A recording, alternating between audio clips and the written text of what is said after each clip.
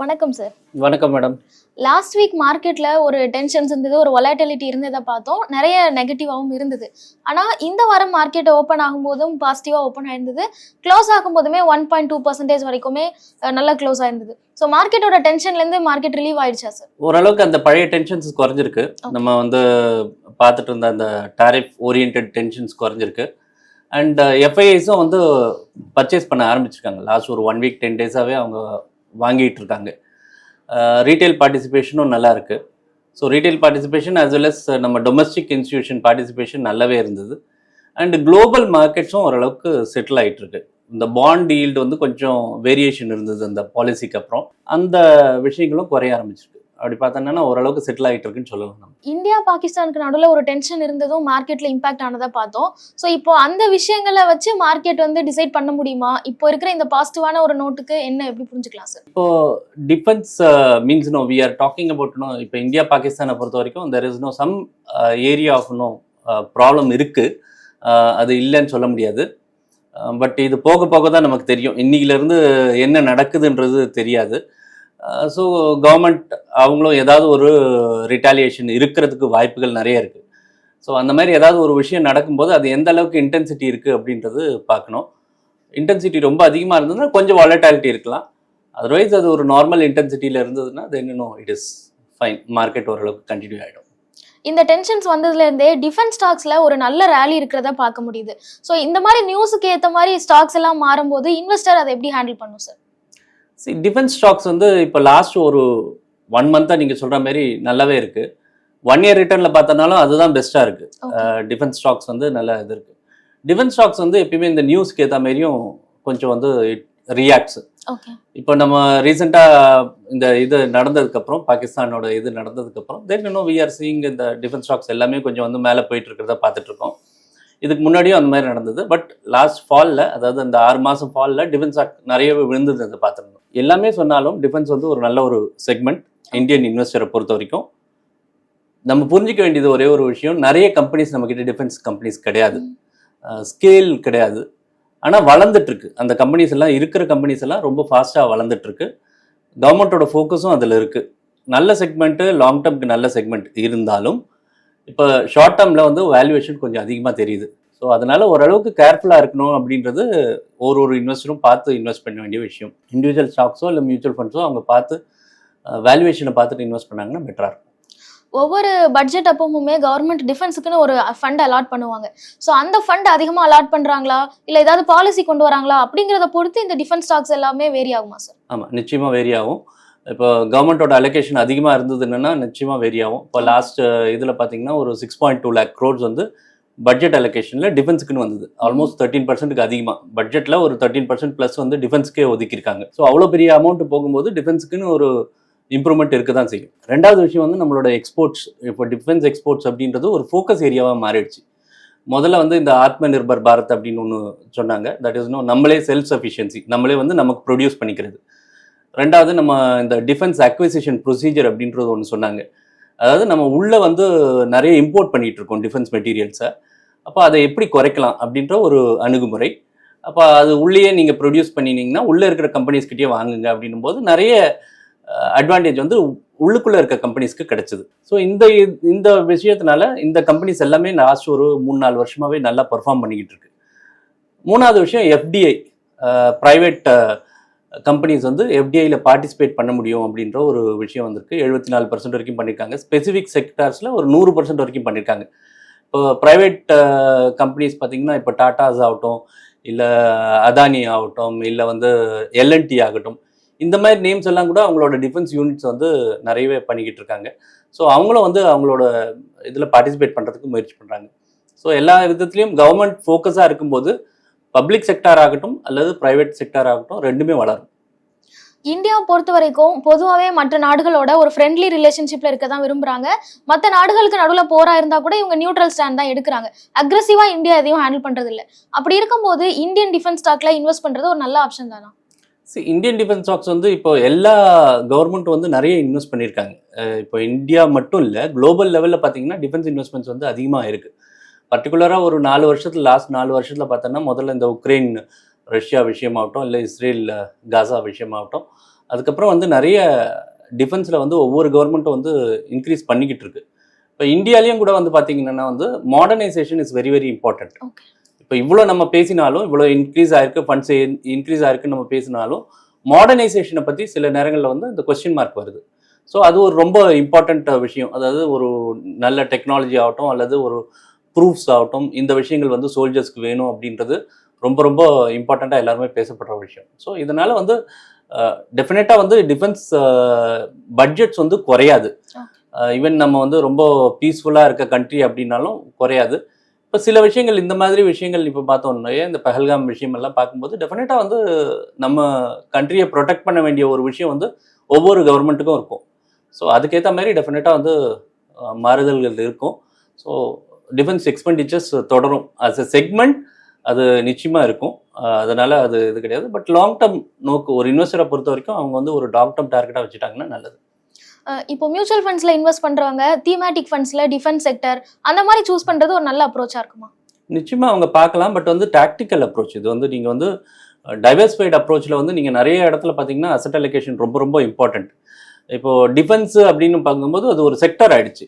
அதையும் மார்க்கெட்லேயே இருக்கக்கூடிய கம்பெனிஸ் வந்து ஒரு மொத்தமாக அந்த டிஃபென்ஸ் இண்டெக்ஸில் பார்த்தீங்கன்னா ஒரு 15 கம்பெனி இருக்கும். நிறைய இடிஎஃப்ஸோ இல்லை நிறைய மியூச்சுவல் ஃபண்ட்ஸோ அதை தேடி போகும்போது அந்த ப்ரைஸ் வந்து எலிவேட் ஆகிடும். நீங்கள் பார்த்தீங்கன்னா ஒரு சிங்கிள் டிஜிட்டில் இருந்த பிஇஸு அல்லது ப்ரைஸ் டு புக் வேல்யூ எல்லாம் பார்த்தீங்கன்னா மல்டிபிள் டைம்ஸில் போயிடுச்சு லாஸ்ட் ஒரு ஃபியூ இயர்ஸில். ஸோ இந்த க்ரோத் சஸ்டைனபிளா அப்படின்றது ரொம்ப இம்பார்ட்டண்ட்டாக பார்க்கணும். அப்போ நம்ம அந்த க்ரோத் வந்து ஓரளவுக்கு நம்ம ஹை ப்ரைஸ் கொடுத்து வாங்குறோம் அப்படின்னா அந்த நேரத்தில் எலிவேட்டட் ப்ரைஸில் இருக்கும். அதனால கொஞ்சம் பார்த்து அலோகேஷன் வந்து வச்சுக்கிறது நல்லது. பட் ஒரு பர்டிகுலர் அலோகேஷன் ஒரு 5%ஓ 10%ஓ வச்சுட்டோம்னா நல்லது. ஒரேடியாக அக்ரெசிவாக போகாமல் கண்ட்ரோல்டு எக்ஸ்போஷர் வச்சுருந்தோம்னா நல்லது. ஆனால் அவங்களோட கோல் பீரியட் நிச்சயமாக லாங் டேர்மாக தான் இருக்கணும். ஷார்ட் டேர்முக்கு அவங்க வந்து ட்ரேடர் மாதிரி அணுகக்கூடாது. பொதுவாக நம்ம ஒரு ஸ்டாக் பிக் பண்ணுறோம் அப்படின்னா பேலன்ஸ் ஷீட் பார்க்குறோம், குவார்ட்டர் ரிசல்ட்ஸ் எல்லாம் பார்க்குறோம். ஸோ இந்த டிஃபென்ஸ் செக்டரில் நான் ஸ்டாக் பிக் பண்ணி வாங்கணும் அப்படின்னா அந்த கம்பெனிஸில் என்ன விஷயங்கள்லாம் முக்கியமாக பார்க்கணும் சார்? முக்கியமாக பார்க்க வேண்டியது வந்து நிறைய இந்த ஆர்டர் புக் எல்லாம் ரொம்ப இம்பார்ட்டன்ட். ஒரு கம்பெனியும் வந்து ஆர்டர் புக் வந்து டிஸ்க்ளோஸ் பண்ணுவாங்க. அதாவது இவ்வளோ ஆர்டர் புக் இருக்குது, இத்தனை வருஷங்களுக்கு எங்களுக்கு வந்து ஆர்டர்ஸ் நிறையவே இருக்குது அப்படின்னு. இந்த ஆர்டர் புக் மட்டும் இல்லை, இந்த ஆர்டர் புக் வளர்ந்துட்டு இருக்கா அப்படின்றத பார்க்கணும். ரெண்டாவது விஷயம் வந்து இன்றைக்கி இருக்கக்கூடிய வேல்யூவேஷன், நார்மல் பிஇ பிபிவி இதெல்லாம் வந்து ஓரளவுக்கு பார்க்கணும். மூணாவது விஷயம் வந்து அந்த கம்பெனியோட டெக்னாலஜினால அந்த கம்பெனி வந்து எவ்வளோ அளவுக்கு அஃபெக்ட் ஆகலாம், அந்த கம்பெனியோட ப்ரொசீஜர்ஸ் எவ்வளோ அளவுக்கு அஃபெக்ட் ஆகலாம் அப்படின்றது பார்க்கணும். நாலாவது வந்து அவங்களோட லோக்கல் ரிக்குவயர்மெண்ட்ஸ் க்ரோத் வந்து நல்லாவே இருக்கா அப்படின்றது ஓரளவுக்கு நம்ம வந்து அனலைஸ் பண்ணி பார்க்கணும். இது தெரியலன்னா நிறைய ரிசர்ச் ரிப்போர்ட் படிக்கலாம், இல்லை ஒரு கன்சல்டன்ட் அணுகலாம். பட் ஓவராலாக வந்து பார்க்க வேண்டியது வந்து வேல்யூவேஷன், அவுட்லுக் அண்ட் எப்படி அந்த கம்பெனியோட ஓன் ஃபியூச்சர் ப்ராஸ்பெக்ட்ஸ் எப்படி இருக்குது அப்படின்றது தெரிஞ்சிட்டனாலே நல்ல இன்வெஸ்ட்மெண்ட் பண்ண முடியும். பொதுவாக பேங்கிங், எஃப்எம்சிஜி இந்த மாதிரியான ஒரு செக்டர்ஸ் எல்லாமே நம்ம போர்ட்ஃபோலியோவில் இருக்கணும் அப்படின்னு சொல்கிறோம். ஸோ டிஃபென்ஸும் அந்த மாதிரி ஒரு மேண்டேட்ரியான செக்டர் தானே சார்? மேண்டேட்ரியான செக்டர்னு நான் சொல்ல மாட்டேன். ஓகே. பட் இப்போ பார்த்தீங்கன்னா வந்து போன வருஷம் நம்ம டிஃபென்ஸ் எக்ஸ்போர்ட்ஸ் ஆல்மோஸ்ட் 23,600 கோடி. இது வந்து லாஸ்ட் ஒரு 5 வருஷத்தில் வந்து 6 மடங்காக ஏறி இருக்கு. அப்போ மார்க்கெட் ஓரளவுக்கு ஏறுது, பட் டிஃபென்ஸ் அப்படின்ற செக்மெண்ட் வந்து அதை விட வேகமாக வளருது. ஸோ ஒரு இன்வெஸ்டருக்கு என்னன்னா எந்த இடத்துல வளர்ச்சி இருக்கோ, எந்த செக்மெண்ட்ல வளர்ச்சி இருக்கோ அங்கே வந்து ஓரளவுக்கு எக்ஸ்போஷர் வச்சுக்கிறது வந்து ரொம்ப நல்லது. சரி, இப்போ இருந்து அவுட்லுக் என்ன அப்படின்னு பார்த்தோம்னா போன வருஷம் 23,600 கோடின்னு சொல்றேன். 2030 கவர்மெண்டோட டார்கெட் வந்து 50,000 கோடி வந்து டிஃபென்ஸ் எக்ஸ்போர்ட்ஸ் பண்ணணும் அப்படின்ற ஒரு இலக்கு வச்சிருக்காங்க அவங்க. ஸோ அவ்வளோ அளவுக்கு வைக்கும்போது ஆல்மோஸ்ட் இன்னும் ஒரு டபுள் அதை இன்னும் நெக்ஸ்ட் ஒரு 5 இயர்ஸில் அப்படின்னும் போது நிச்சயமாக அதில் வந்து மொமெண்டம் இருந்துக்கிட்டே தான் இருக்கும். ஸோ அப்போது நீங்கள் ஒரு போர்ஷன் அதில் வச்சுக்கிறது நல்லது. ஆனால் அதை வந்து ஒரு லெவலுக்கு மேலே போகாமல் பார்த்துக்கிறது ரொம்ப ரொம்ப இம்பார்ட்டன்ட். அந்த அசெட் அலோகேஷன்றதை வந்து கடைபிடிக்கணும் அவங்க. இது வந்து எஃப்எம்சிஜி மாதிரி ஒரு வைடு செக்மெண்ட் கிடையாது, ஒரு நேரோ செக்மெண்ட். அதனால் ரொம்ப பார்த்து கவனமாக தேர்ந்தெடுக்கணும். இந்த 1 மந்தாவே ஒரு பெரிய ரேலி இருக்கு டிஃபென்ஸ் செக்டர்ல அப்படின்னு பேசுறோம். ஸோ ஒரு ரீட்டைல் இன்வெஸ்டர் இந்த டைம்ல டிஃபென்ஸ் செக்டருக்குள்ள என்டர் ஆகிறது கரெக்டான விஷயம். இப்போ ரீட்டைல் இன்வெஸ்டராக போனாங்கன்னா அவங்களுக்கு வந்து 2-3 சாய்ஸஸ் இருக்கு. ஃபார் எக்ஸாம்பிள் ஒரு ஸ்டாக் வாங்கலாம், அல்லது அவங்க வந்து ஒரு மியூச்சுவல் ஃபண்ட் வாங்கலாம், அல்லது ETF வாங்கலாம். இதுதான் இது. பட் மியூச்சுவல் ஃபண்ட்ஸில் வந்து சில மியூச்சுவல் ஃபண்ட்ஸ் வந்து ஸ்டாப்பே பண்ணி வச்சிருக்காங்க. இடிஎஃப்ஸில் வாங்கலாம், பட் இடிஎஃப்ஸில் வாங்கும்போது அவங்களோட ரியல் என்ஏவியும் இடிஎஃப்ல ட்ரேட் ஆகக்கூடிய ப்ரைஸ்க்குமே கொஞ்சம் டிஃபரன்ஸ் இருக்கும். அது நார்மலி தெரியாது. நம்ம பார்க்குறது வந்து இடிஎஃப்ல ப்ரைஸாக தான் வாங்குவோம், பட் என்ஏவி எவ்வளோன்றது தெரியாது. அண்டர்லைங் என்ஏவி வந்து ஒரு 10% வந்து குறைவாக இருக்கலாம். ஸோ நீங்கள் வாங்கக்கூடிய ப்ரைஸ் அதிகமாக இருக்கலாம். ஸோ டிமாண்ட் அண்ட் சப்ளை மூலமாக தான் இந்த விஷயங்கள் நடக்குது. ஸோ ரீட்டைல் இன்வெஸ்டரை பொறுத்த வரைக்கும் ஜென்ரலாக அவங்க வேல்யூவேஷன் எல்லாம் பார்க்க மாட்டாங்க. அவங்க வந்து சமீபத்தில் நடந்த அந்த ரீசன்சி பயஸ்ன்னு சொல்லுவோம் இல்லையா, சமீபத்தில் நடந்த அந்த ஒரு ரிட்டர்ன்ஸ் இது நல்லா இருக்கு அப்படின்றத பார்ப்பாங்க. ரெண்டாவது நியூஸ் வந்து அவங்களுக்கு தெரியறதெல்லாம் வந்து இந்த மாதிரி பேப்பர்லாம் பார்க்குறோம், நிறைய வந்து டிஃபென்ஸ் இது இருக்குது, ஸோ டிஃபென்ஸ் வளரதான் செய்யும் அப்படின்ட்டு வாங்கிடுவாங்க. பட் ஏதோ ஒரு நாளில் வந்து ஒரு பீஸ் என்வாயர்மெண்ட் வந்துருச்சு அப்படின்னா டிஃபென்ஸ் ஸ்டாக்கும் இறங்கும். ஸோ நம்ம எதிர்பார்த்த மாதிரி வார் இல்லை வந்து பீஸ் இது வந்துருச்சு, சமாதானம் வந்துருச்சு அப்படின்னா டெஃபினட்டாக அதுவும் கொஞ்சம் ரிஸ்க் தான். ஸோ இந்த மாதிரி நியூஸை பொறுத்துலாம் நம்ம டிஃபென்ஸ் செக்டரை சூஸ் பண்ணக்கூடாது அப்படின்னு சொல்றீங்க? நியூஸை பொறுத்து மட்டும் நீங்கள் சூஸ் பண்ணக்கூடாது. உங்களோட அதாவது அந்த வளர்ச்சியை பொறுத்து நீங்கள் சூஸ் பண்ணணும். நீங்கள் நியூஸ் மட்டும் பொறுத்து வாங்கினீங்கன்னா அந்த நியூஸ் இல்லாமே போகலாம். ஸோ போன வாரம் இல்லாத நியூஸ் இன்னைக்கு வந்திருக்கு.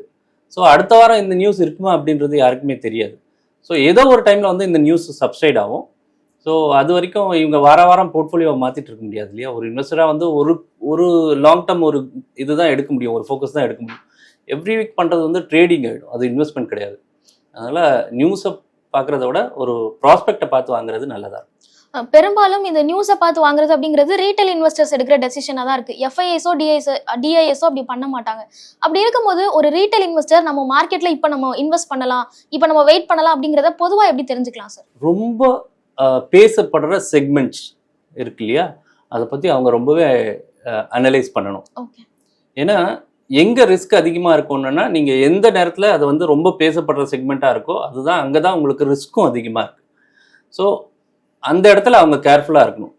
அதை விட்டுட்டு அவங்க வந்து இந்த நேரத்தில் இது நல்லா இருக்குது அப்படின்ற ஒரு நோக்கம் மட்டும் எடுத்துகிட்டு ஒன் சைடு ஆஃப் த காயின்னு சொல்லுவோம் இல்லையா, நம்ம ஒரு சைடை மட்டும் பார்த்துட்டு போனாங்கன்னா டெஃபினட்டாக வந்து அது டிசப்பாயின்மெண்ட்டில் முடியும். ஏன்னா நிறைய தடவை ரீட்டைல் இன்வெஸ்டர்ஸ் இழக்கிறதே வந்து அவங்க எல்லா தடவையும் வந்து அவங்க செகண்ட் சைடு ஆஃப் த காயினை பார்க்குறது இல்லை.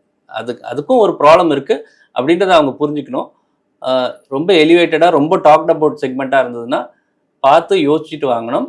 அண்டு கொஞ்சம் பொறுமையாகவே வாங்கலாம், ஸ்டாகர்டாக வாங்கலாம். அதனால் அது தப்பு கிடையாது. அவங்க பார்த்துட்டு வாங்குறது வந்து ரொம்ப நல்லது. இப்போ ரீசெண்ட் டைம்ஸில் மார்க்கெட்டில் டிஐஎஸோட கான்ட்ரிபியூஷன் ஜாஸ்தியாக இருக்குது அப்படிங்கிறத நம்ம பார்க்குறோம். ஸோ இது மார்க்கெட்டுக்கு ஒரு நல்ல விஷயம் தானா, இல்லை இதில் இன்னுமே இந்தியன் எக்கானமிக்கு ரிஸ்க் இருக்குமா சார்? ஏன்னா டிஐஎஸ் அவங்களோட பணத்தை போடும்போது நெகட்டிவாக ஏதாவது நடந்தால் கூட அது அவங்க தான் அனுபவிக்க போகிறாங்க. ஸோ இது எப்படி புரிஞ்சு? டிஐஎஸ் வந்து இங்கே 2-3 விதத்தில் நம்ம பார்க்குறோம். ஒன்று வந்து மியூச்சுவல் ஃபண்ட்ஸ் ஒரு பெரிய செக்மெண்ட் ஆகிடுச்சு. இன்றைக்கி 66-67 லட்சம் கோடி வந்து இது பண்ணியிருக்காங்க. இப்போ மியூச்சுவல் ஃபண்ட்ஸில் யார் ஓனர்ஸ் அப்படின்னா அது யூனிட் ஹோல்டர் தான். உங்களையும் என்ன மாதிரி இருக்கக்கூடிய ரீட்டைல் ஹோல்டர்ஸ். அதனால டிஐஐஸ்ன்றது வந்து தனியாக ஒரு செக்மெண்ட்டாக பார்க்க வேண்டாம், அது நம்மள மாதிரி இருக்கக்கூடிய ரீட்டைல். ரெண்டாவது விஷயம் வந்து இப்போ இன்ஸ்டியூஷன்ஸ் வர்றாங்க. இப்போ இன்ஸ்டியூஷன்ஸ் பார்த்தோம்னா இன்சூரன்ஸ் இன்ஸ்டியூஷன்ஸாக இருக்கலாம், இல்லை பிஎஃப் மாதிரி இன்ஸ்டியூஷன்ஸ் வரலாம். இப்போ பிஎஃப் மாதிரி இன்ஸ்டியூஷனில் என்ன சொல்லியிருக்காங்க, 15% ஆஃப் இன்க்ரிமெண்டல் கார்பஸ் வந்து நீங்கள் வந்து ஈக்விட்டிஸ்க்கு எடுத்துகிட்டு போகலாம் அப்படின்ட்டு சொல்லியிருக்காங்க. அப்போது அந்த பிஎஃப்க்கு யார் கான்ட்ரிபியூட் பண்ணிட்டு இருக்கா, அது உங்களையும் என்ன மாதிரி இருக்கக்கூடிய ரீட்டைல். இன்சூரன்ஸ்க்கும் நம்ம தான் ரீட்டைல் தான் கான்ட்ரிபியூட் பண்ணியிருக்கோம். ஸோ அவங்கள ஸ்டாண்ட் அலோனா அவங்க இன்ஸ்டியூஷனாக மட்டும் பார்க்கக்கூடாது. அவங்க எஃப்ஐஐ கிடையாது, அவங்க வந்து டிஐன்றது நீங்களும் நானும் தான். ஸோ நம்மளுடைய சேவிங்ஸ் வந்து சேனலைஸ் ஆகிட்டு இருக்கு. இந்த மாதிரி டிஃப்ரெண்ட்டாக வந்து சேனலைஸ் ஆகிட்டு இருக்கு. ஸோ இந்த சேவிங்ஸ் எப்போ வரைக்கும் வந்து குறையாமல் வளர்ந்துக்கிட்டே இருக்கோ, அதுலேருந்து ஒரு போர்ஷன் வந்து இன்வெஸ்ட்மெண்ட்டுக்கு ஏறிக்கிட்டே இருக்கும். இந்த வளர்ச்சி வந்து ஓரளவுக்கு ஸ்டேபிளாக தான் இருக்கும். லாஸ்ட் ஒரு 8 வருஷம் 9 வருஷமாக பார்க்குறோம், இது ரொம்ப ஸ்டேபிளாக தான் இருக்குது. எஸ்ஐபி புக் சைஸ் ஆகட்டும், இல்லை வந்து பிஎஃபோட அந்த கார்பஸ் ஆகட்டும், இல்லை என்பிஎஸ் டேக்ஸ் சேவிங்காக ஆரம்பித்தோம், அந்த இதுலேயும் வந்து கார்பஸ் வந்து வளர்ந்துக்கிட்டே தான் போகுது. ஸோ இதெல்லாம் ரொம்ப ஸ்டேபிளாக இருக்கக்கூடிய மணி, ரொம்ப லாங் டேர்மாக இருக்கக்கூடிய மணி. அதனால் பெரிய அளவுக்கு வருத்தப்பட வேண்டிய விஷயம் கிடையாது. ஒருவேளை மார்க்கெட்டில் ஒரு கிராஷ் நடக்குது, இல்லை ஒரு கரெக்ஷன்ஸ் வருது அப்படின்னா அப்போ டிஐஎஸ் ரொம்ப ஜாஸ்தியாக அஃபெக்ட் ஆவாங்க. அதனால இந்தியன் எக்கானமி ஏதாவது பாதிக்கப்படுமா? இப்போ இங்கே மார்க்கெட்டில் கிராஷ் வந்தது என்னென்னா எல்லா போர்ட்ஃபோலியோவும் வந்து குறைய வரும். ஸோ டிஐஎஸ் அஃபெக்ட் ஆவாங்கன்னா ரீட்டைலும் அஃபெக்ட் ஆகும், ஸ்டாக் மார்க்கெட்டில் இருக்கக்கூடிய வேல்யூஸும் அஃபெக்ட் ஆகும். பட் வந்து அது அந்த நேரத்துக்கு குறிக்கக்கூடிய டிமாண்ட் அண்ட் சப்ளையோட மேக்ஸ் மட்டும்தான் குறிக்குது. பட் அது வந்து கண்ட்ரியோட குரோத்தை குறிக்கிறது இல்லை. ஒரு நேரத்தில் வந்து ஓவர் வேல்யூவேஷன்ஸ் இருக்கலாம். இப்போ நீங்கள் பார்த்தீங்கன்னா ஒரு 6 மாதத்துக்கு முன்னாடி இருக்கக்கூடிய இது வந்து எல்லாருமே யூஃபோரிக்காக இருந்தாங்க, வாங்கிட்டு இருந்தாங்க. ஒரு 10-15% விழுந்தப்போ வந்து அதோட சீப்பாக கிடச்சிது. ஸோ அந்த 15% விழுந்தாலும் வந்து அந்த யூஃபோரியா போயிடுச்சு, மனசில் வந்து பயம் வந்துருச்சு. பட் கம்பெனிஸ் அந்த அளவுக்கு 15% உள்ள அவங்களோட ஏர்னிங்ஸை பொறுத்த வரைக்கும் பார்த்தீங்கன்னா அவங்க கொஞ்சம் குறைச்சலாக ஏறி இருப்பாங்க, கெயின் பண்ணியிருப்பாங்க. இப்போ இந்த ரீசெண்ட் குவார்ட்டர் ரிசல்ட்ஸும் பார்க்கணுன்னா ஓரளவுக்கு ரீசனபிளாக தான் தெரியுது. ஸோ ஆஸ் லாங் அஸ் ரீசனபிளான ரிசல்ட்ஸ் இருக்கும்போது உங்களுக்கு வந்து over a period of time market வந்து அதை ரிஃப்ளெக்ட் பண்ண ஆரம்பிக்கும். எங்கே இந்த டிஃபரன்சஸ் வருதுன்னா அந்த கிரீட் அண்ட் ஃபியர்னு சொல்லுவோம் இல்லையா, ஒரே நேரத்தில் வந்து நிறைய பேர் போனாங்கன்னா அது டிமாண்டை ஏற்றிடும், ஒரே நேரத்தில் நிறைய பேர் வந்து எக்ஸிட் ஆனாங்கன்னா அது வந்து டெஃபினட்டாக டிமாண்டை குறைச்சிரும். இந்த விஷயங்கள் வந்து நம்ம பார்த்துக்கணும். அது மட்டும் தான் பெரிய ஒரு இம்பார்ட்டன்ட் விஷயமே. மோஸ்ட் ஆஃப் த டைம் இது பிஹேவியரல் தான். அதர்வைஸ் இன்னும் மார்க்கெட்டோட வேல்யூவேஷன்ஸை பார்க்குறது வந்து இம்பார்ட்டன்ட், பட் அதோட ப்ராஸ்பெக்டை பார்த்துட்டு நம்ம பிஹேவியரையும் ப்ராப்பராக பார்த்துக்கிட்டோம்னா நல்லது தான். டிஃபென்ஸ் செக்டார் பற்றி நம்ம பேசும்போது நீங்கள் ஸ்டார்டிங்லேயே சொன்னீங்க ஓரளவுக்கு அக்யூமுலேட் பண்ணால் ஓகே, அதுக்கு மேலே ஓவராக போனால் ரிஸ்க் தான் அப்படின்னு. ஸோ ஒரு டைவர்சிஃபைட் போர்ட்ஃபோலியோவில் டிஃபென்ஸ் செக்டாருக்கு எவ்வளோ ஸ்பேஸ் தரலாம் சார்? ஒரு 5-10% வந்து கொடுக்கலாம். அதுக்கு மேலே கொடுக்குறது வந்து இது கிடையாது. அப்படி இல்லைன்னா அவங்க ஓரளவுக்கு ஃபண்ட்ஸ் பார்க்குறாங்கன்னா டிஃபென்ஸில் எந்த ஃபண்ட் வந்து அதிகமாக இன்வெஸ்ட் பண்ணியிருக்கோம் அது மாதிரி பார்த்து வாங்கலாம். பட் ஒரேடியாக நிறைய பர்சன்டேஜ் வந்து டிஃபென்ஸில் போகணும் அப்படின்றது வந்து ஒரு ரிஸ்கியான ஒரு ஆப்பர்ச்சுனிட்டி. ஏன்னா மற்ற செக்மெண்ட்டும் வளரும் இதே நேரத்தில். டிஃபென்ஸ் மட்டும் இல்லை, மற்ற செக்மெண்ட்டும் வளரும். நிறைய ஃபோக்கஸ் ஏரியாஸ் இருக்குது. இப்போ நம்ம சொன்ன மாதிரி கவர்மெண்ட்டோட ஃபோக்கஸ் ஏரியா நிறைய இடத்துல இருக்குது. அதேமாதிரி டிமாண்ட் நிறைய இருக்குது. மக்களுக்கு தேவையான அந்த நீட்ஸும் அதிகமாக இருக்குது. வேறு செக்மெண்ட்ஸில் நிறைய அதிகமாக இருக்குது. ஸோ எல்லா செக்மெண்ட்டும் நிறைய செக்மெண்ட் வளர்கிறதுக்கு வாய்ப்பு இருக்குது. அதனால் எல்லாத்துக்கும் ஆப்பர்ச்சுனிட்டி கொடுக்கணும். ஒரு செக்மெண்ட்லேயே நம்ம வந்து ஒரு நியூஸை பார்த்துட்டு இந்த செக்மெண்ட் தான் பெஸ்ட் அப்படின்னு சொல்லிட்டு போய் இன்வெஸ்ட் பண்ணுறதோட மற்ற செக்மெண்ட்டும் பார்த்துட்டு இருந்தோம்னா அவர் portfolio will be safe. Thank you sir. Thank you. ரொம்ப நன்றி. மேலும் ஈடி தமிழ் சேனல்ல வரப்போகும் பிசினஸ் மற்றும் அது ரிலேட்டடான வீடியோவை பார்க்க உடனே கீழே இருக்க சப்ஸ்கிரைப் பட்டனை கிளிக் பண்ணுங்க.